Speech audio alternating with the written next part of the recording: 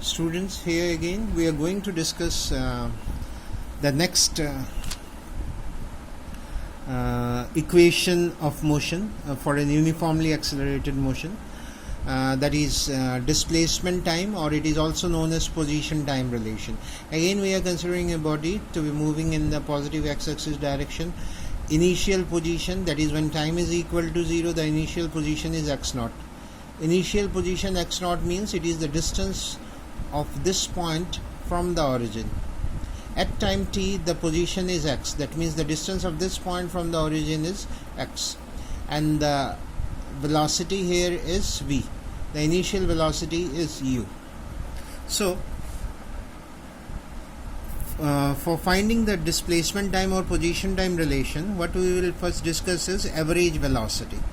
Suppose when a body is moving with uniform acceleration, that means its velocity increases equally in equal interval of time, then the value of average velocity, we can find the value of average velocity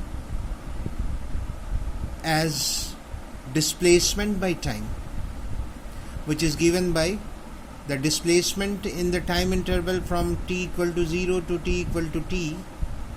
The displacement will be from this point to this point. The distance here will be x minus x0. So x minus x0 will be the displacement, divided by the time will be t. Time interval is t minus 0.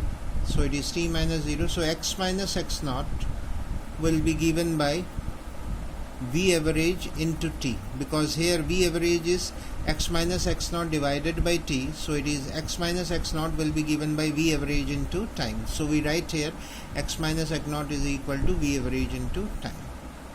Now this is one way in which we have calculated the value of average velocity.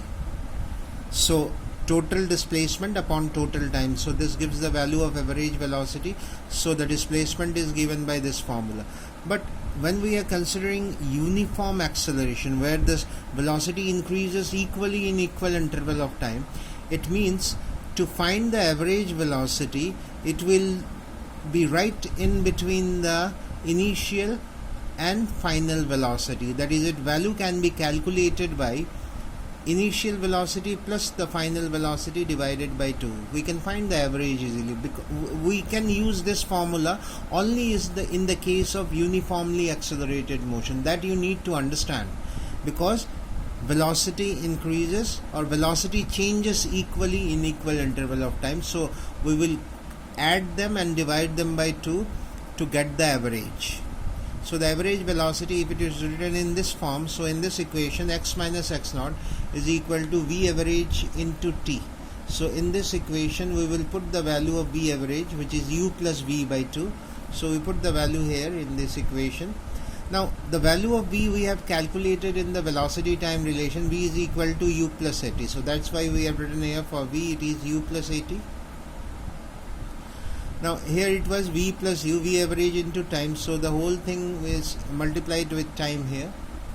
Now u and u, it is 2u plus at whole divided by 2 into t.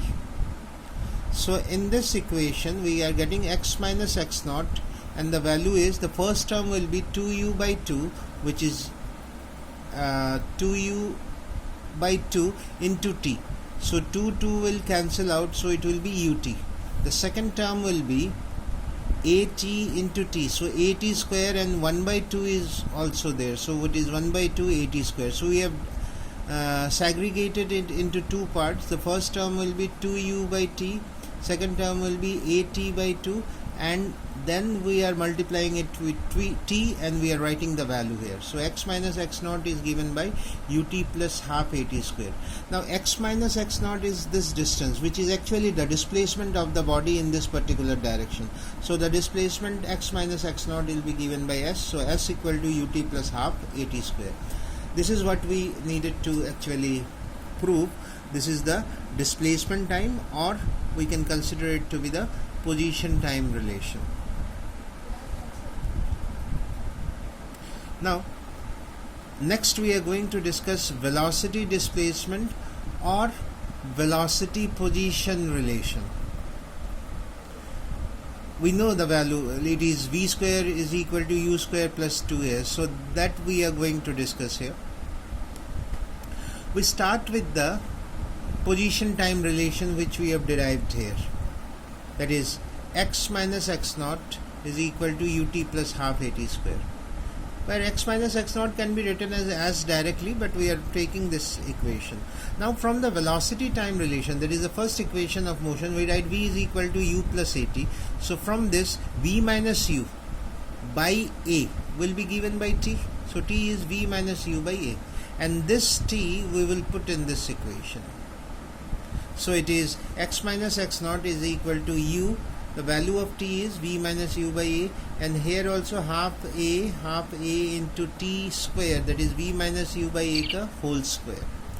Then what we are doing is uv minus u squares whole divided by a, this is the first term we are getting, and here what we will be considering, a square will come here, so a and a square will cancel out, so it will be a only, and this 2 is there, so 2a.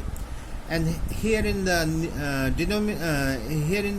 numerator it will be v minus u whole square, so it is v square plus u square minus 2uv.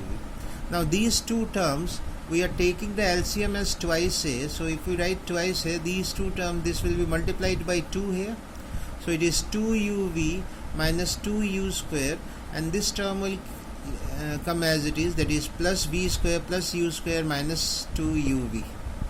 So minus 2uv and 2uv cancels out, then here minus 2u square and plus u square, so it is minus u square. So we write here minus u square, and v square is also there, so v square minus u square by twice a. This is the value of x minus x naught which we are getting here. So v square minus u square, this twice a will be multiplied by this, so it is v square minus u square is equal to 2a x minus x naught, and x minus x naught can also be written as the displacement, so v square minus u square can be given as 2as. I hope this is also very clear to you. So in always remember, whenever we are discussing these equations of motion, it has to be an uniformly accelerated motion. The value of a, it is constant, fixed. So I hope this is very clear to you. We move to the next video now.